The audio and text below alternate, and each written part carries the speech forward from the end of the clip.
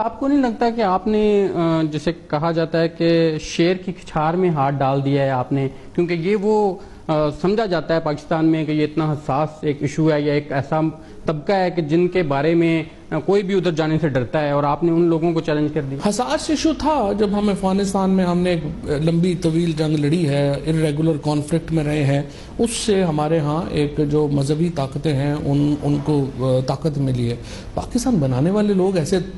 مذہبی لوگ تو تھے ہی نہیں، وہ پاکستان بنانے والے تو پروگریسو لوگ تھے۔ علامہ اقبال کا یا قائد اعظم محمد علی جناح کا یا لیاقت علی خان کا لائف سٹائل دیکھیں، ان کا جو ہے وہ کیا تعلق ہے ان لوگوں سے جو اب اسلام کے ٹھیکیدار بنے ہوئے تھے یہاں پہ کچھ عرصے سے۔ یہ جو اپنا سارے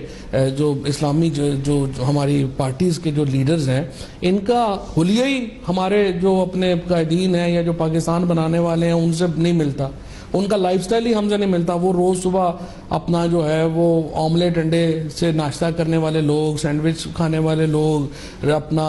ماڈرن لائف سٹائل والے لوگ تھے، میوزک انجوائے کرتے تھے، اپنا جو ہے وہ ان کی پارٹیز ہوتی تھیں، کھانے ہوتے تھے، ڈنرز ہوتے تھے، جو ماڈرن دنیا میں ایک عام انسانی خوشیاں ساری ہیں وہ ان کی ہوتی تھی۔ یہ لوگ تو جو ہیں یہ تو پسماندہ دنیا کے لوگ ہیں، اور ان کو کہنا کہ میوزک حرام ہے، فلانی حرام ہے، ہر چیز ہی حرام ہے۔